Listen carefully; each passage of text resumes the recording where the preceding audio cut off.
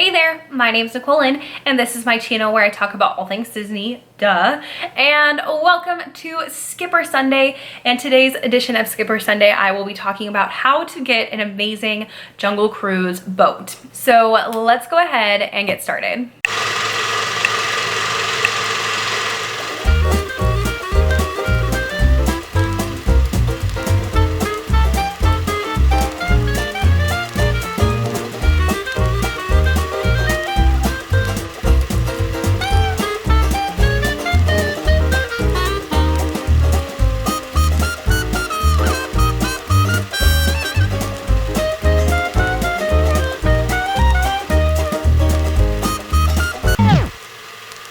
Once again, friends, welcome to my channel and this edition of Skipper Sunday. So if you are new to my channel, welcome. I'm excited to have you here. Just so you know, I am a former cast member and a Disney College Program alum, where I worked as a skipper on the Jungle Cruise at the Magic Kingdom during Fall Advantage 2018. So that meant for 7 months, I actually got to work as a skipper. It was truly an amazing job, a dream come true, working an opening day attraction at the Magic Kingdom, and it was so cool to be a part of that Disney history, and truly one of the hardest but definitely the most fun jobs I've ever had. I don't know about you guys, but maybe you've been on the Jungle Cruise several times before and you've noticed that sometimes you have really great boats and sometimes you have really not so great boats. What I want to talk about in this video is how do you get a really great Jungle Cruise boat? And honestly, in my opinion, most people just assume it's up to the skipper. If you have a great skipper, it's going to be a great boat.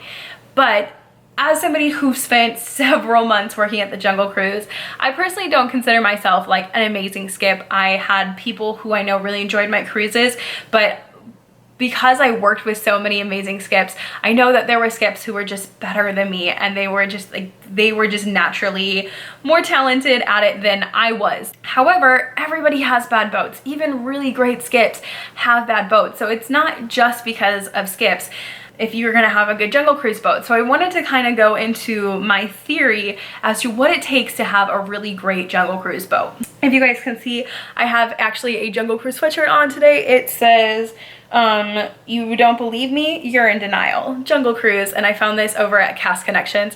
It was like, I think the only thing I could find that had Jungle Cruise on it. And it's like a 3X, so it's actually kind of really big on me, but it's really cozy and I love it and I wear it all the time. But I did want to kind of go over the formula, let's say, of how to get a great Jungle Cruise boat. So let's talk about your skipper really fast, because everybody assumes it's your skipper.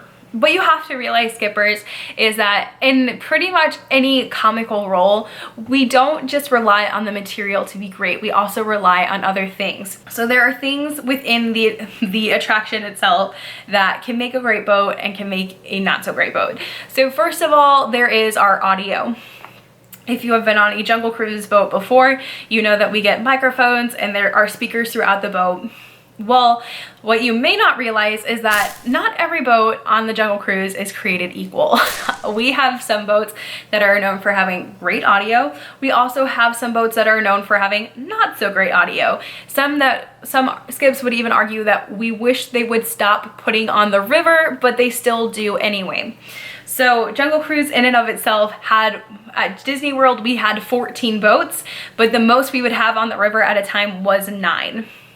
And that was just because that helps us function well. I'm not gonna go into all the specifics with that, but just trust me, that is the amount of cast members we staff to run 9 boats. We have our microphones, but even though we have those mics, we still have to do quite a bit of projecting. And especially if you're sitting toward the back of the boat, which has the motor, the engine, sometimes people can have a really hard time hearing in the back, especially if it's a boat that doesn't have great audio. And I actually unfortunately had situations where sometimes our audio goes out on the boat, and one time I had to do 3 trips in a boat with no audio, and I felt so terrible for those guests, because there is a certain point where like I have to work the next day and I need to have a voice. So there was a point where I could only project so much without losing my voice. But normally we try and create a great experience for guests, but it does happen where sometimes we have boats that have no audio and we won't pull them off the river if we're too busy. We also have boats that are just they don't have great audio. We had one that was, I can't remember how to pronounce Like every single Jungle Cruise boat is the name of a river and then a woman, except there's, I think Wamba Wanda was the exception to that because there's no river named Wamba. But the boat that had the name Lolly was known for having terrible audio. I did not like the boat Annie, that was Amazon Annie. I felt like her audio was always really terrible. So Skip, sometimes you would hand us the rotation, we would look at the number of the boat, and we would look at it and go, oh no, because you knew that boat was gonna have terrible audio and your guests were gonna get bored like 2 minutes into it because they can't hear you and they can't understand you. So I would say arguably that is a big part of having a great boat. Even if your skipper is hilarious and the best skip you've ever seen, if you can't hear them, it really doesn't matter. So the next thing that can be up to having a great boat is sometimes the audio in the attraction. So of course we have different things that do audio. However, Jungle Cruise is a very old ride. It is almost 50 years old. It's going to be 50 with the Magic Kingdom in 2021. So basically nothing in the jungle is always functioning at 100%. There is usually something that is not working. That is just kind of a funny element of the ride, is that we are very sarcastic in general, and then the fact that our ride is kind of half working sometimes is also true. So there are things like the elephant. We have a joke where like the elephant, we know that it is going to do its like elephant call twice. Well, the thing is that the timing on that was off quite a bit. So sometimes I could rely on the joke to do speak and it would go boo, like an elephant. That was a really bad elephant impression. I'm sorry. And then we would know they're gonna do it again. So we'd be like, louder. And they would go, boo, like again. But sometimes that audio was super off. So I couldn't rely on it because I would basically have to do 2 or 3 boats before to see when is it gonna do it in my boat to know if I could rely on that audio working that day or not, because sometimes it never worked. Sometimes it was really early, sometimes it was really late. And so we would just sometimes miss the joke, or like we couldn't use that joke because that audio was not reliable. And it could be other situations like that. Like sometimes our natives would be dancing, they would be like jumping in a circle, and sometimes they were stuck. Like they would literally get stuck, and I believe someone in maintenance had to like run back there and like spin them so that they would go again. But sometimes like they can't do that when the ride is running, like because we can't risk guests seeing a maintenance person in headhunter territory. That makes no sense. So sometimes we could make jokes about, I would make a joke that the headhunter is like, oh, it looks like they lost the keys to the bathroom because it looks like they're doing a potty dance. Whereas I couldn't always rely on that joke because sometimes they weren't doing that, so it made absolutely no sense. Sometimes our attacking natives, the attacking natives, the ones that come up and they're like, oh, like in the bushes. That, sorry, again, terrible attacking native impression. Sometimes they would come up and sometimes they didn't, because I believe they were one of the rare ones that they weren't on like, we had sensors that would like trigger when the effects happen, whereas the attacking natives were not on a sensor. They just were on a timer where they would, so it could be like we would be going by them and they would never come up because we had like just missed it. So honestly, sometimes it comes down to timing and audio and effects, and if you're hitting them at the right time and if your skip is able to do it correctly. And sometimes you just have good boats and sometimes you have ones where the timing was just off and not right. That is a big contributor to having a great Jungle Cruise boat, so just realize that.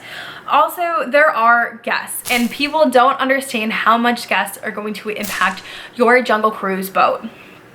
Us as skips, we try our best to make sure that we are giving every single guest on every single boat the same experience, whether it's your first time on the attraction or it's your 50th time that day. Okay, that's a bit extreme, but still, like, we want to make sure that you are enjoying it no matter what.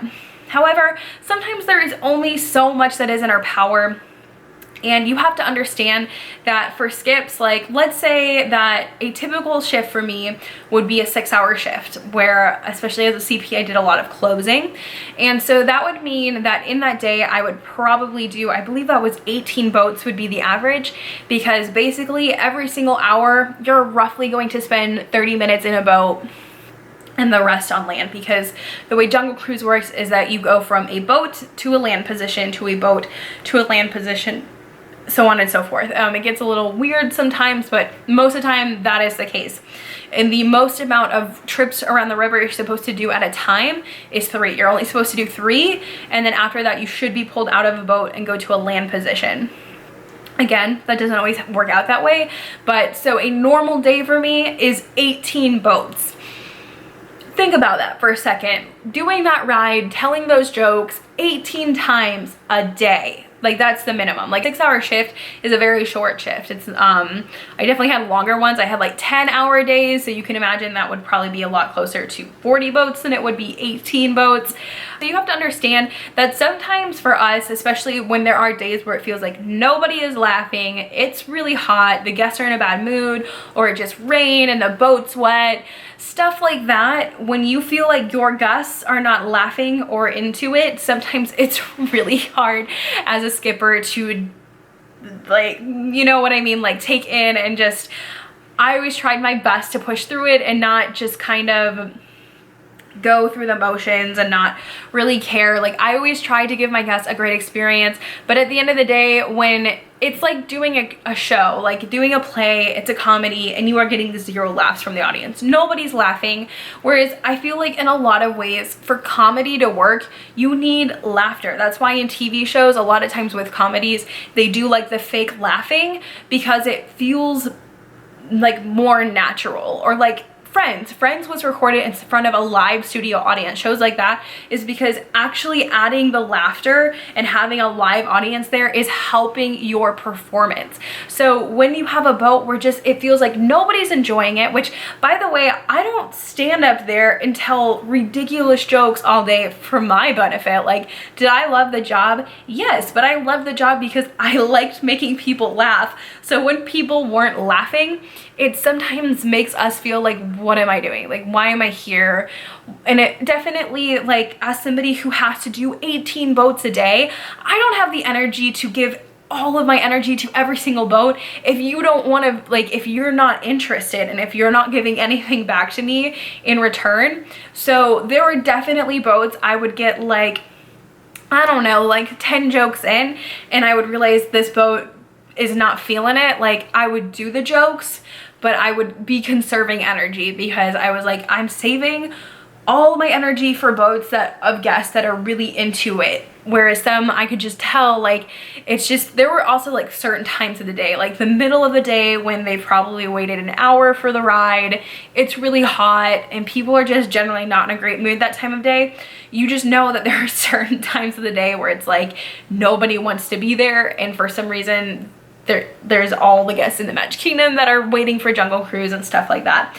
So your guests can definitely be a huge impact on your Jungle Cruise boat. So there's more to guests than just guests that aren't necessarily laughing or enjoying the boat, because I think it's funny that there are people who are smiling. Sometimes they look like they're enjoying it, but I think that sometimes they feel like if they laugh, they're gonna draw attention to themselves. So if you're ever on the Jungle Cruise, like, please laugh. If you find things funny, your skipper will always appreciate it. And honestly, like, you're probably gonna never see the people on your boat again. So if you wanna laugh, laugh. And if you don't, then don't laugh. I don't know, like, you don't have to pity laugh at your skipper, although pity laughs are sometimes honestly appreciated. But just realize that we do see some people who we'll have a cruise, it didn't feel like it went well because nobody was really laughing, and then I'll have a guest be like, oh, you were so funny, thank you, that was such a great cruise. It's like, but you didn't laugh. And I understand, like, again, like, maybe you're a little more shy and you just don't want to draw attention, but it really helps your skip out when they know, like, you're appreciating it, you're enjoying it. And again, we would never just not do the boat. Like, at least that was never my attitude. I still always performed to the best of my ability, but there were definitely cruises where I put in more effort and more energy because I saw guests really enjoying it.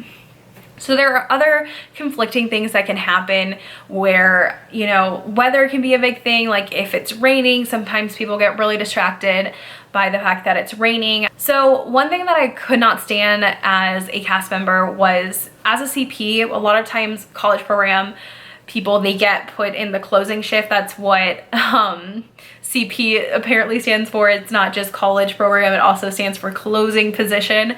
So a lot of times we had the nighttime shifts, and with the nighttime shifts came firework cruises. So basically that meant that at any point in my cruise, if it was 9:15 at night when fireworks normally went off, they would start going off, and you really can't see the fireworks from the cruise. It's a very wooded area through the jungle, so there are some parts where you'll be able to see some of the fireworks, but for the most part you can't see them. However, you can hear them very well. So typically with a fireworks cruise, no one was really paying attention to me or the jokes because there were really loud fireworks going off in the background, and that's all people cared about. So there are definitely things that happen. You also have situations where you have families that are just talking really loud amongst themselves.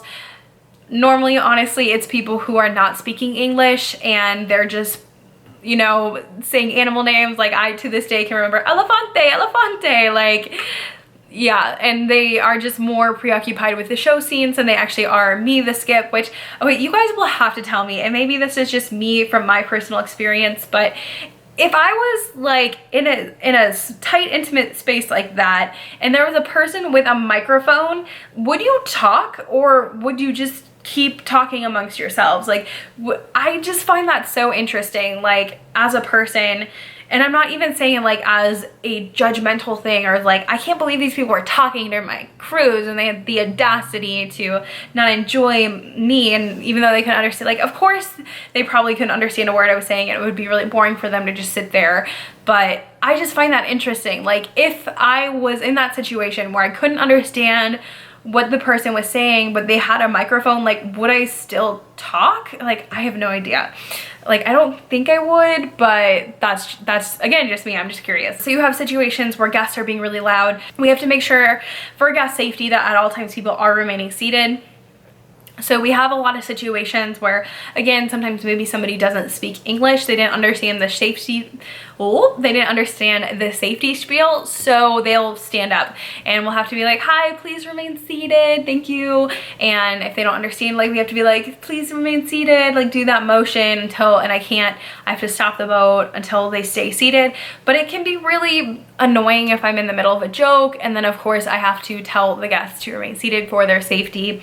Sometimes you have situations where you will tell a guest, like, repeatedly to remain seated, and most of the time this is true with children, especially small children, where they are usually sitting like in their parents' lap, or kind of like, yeah, it's usually on their lap or right next to them, and then the child will keep standing up, and of course they're a kid, so they're not understanding, so you'll be like, hi princess, please stay seated for me, thank you. Whereas that's not really the child's fault. It's really up to the parents to make sure, like, your small children are staying seated. And some were like way too young, and some were just like way too old. Like, you are old enough to know, like, I've told you twice now to stay seated, like, you should know by now. And again, the parents should hopefully be watching their children, which again is in our safety spiel, to be supervising your children. So it's really frustrating when you are trying to make this, like, create this experience, play this character, and tell this story to people, and you have to keep interrupting the story by saying, hi guys, please remain seated for me, thank you. You can also have some pretty bad situations where you have people who are ruining your jokes. Like, we'll have guests that actually say the jokes for us. They will ruin the jokes, and I swear that there are some guests that like to do that, and I always just, like, never understood. Like, I'm fine with the fact that you love Jungle Cruise and you love the jokes, but don't ruin it for everybody else. Like, by the way, Skips, we can't stand it when you ruin our jokes for us. The one that there were a few, but I remember one is that we have Schweitzer Falls, so we're coming up on Schweitzer Falls, be like, and right up ahead, this is Schweitzer Falls, named after our founder, Dr. Albert Falls. Like, you forget the name because his name is Schweitzer, but you say his name is Dr. Albert, like that's the joke. And sometimes people would either jump on that for you, and because I always tried to have good timing, like, comedy timing is important, so I had to, like, make it look like I forgot the name, so I'd have to be like, Dr. Albert, and then somebody would go Schweitzer, and I'm like, that's not the joke. First of all, you don't know the joke, you just said it wrong, and third of all, nobody likes you, Linda. Like, okay? Anyway, but we can't stand that. So sometimes guests can really have a negative impact. And by the way, we do get heckled as skippers on boats. Like there are people who will flat out heckle us, be like, that's not funny, or the other skip did that so much better. So yeah, that was pretty thorough. But basically, it is not just up to the skippers to have a great boat. Of course, there are some skips that are better than others. Of course, it does take an amazing skip to have a great jungle cruise boat. I can absolutely agree with you on that one. However, I would see that there are other big factors, because I can tell you I had some really great cruises and I had some really not so great cruises, and they were not all necessarily my fault. So I would say that is just as much about the surrounding, the attraction itself, the audio on the boat, and the audience. So if you want a great jungle cruise boat, hopefully you're gonna get a great skip. Also remember to be a great guest and audience for your skip, so that you can set them up for success, so they can give you the best experience possible. Hopefully you guys enjoyed this video, and remember to join me every single Sunday for Skipper Sunday, where I will have a video talking about being a skipper on the Jungle Cruise. Let me know if you have any questions for me, Skipper Nicole, about the Jungle Cruise, and I'm looking forward to doing a question and answer series for you guys here soon. Thank you so much for watching, and remember folks, it's a jungle out there. Bye guys.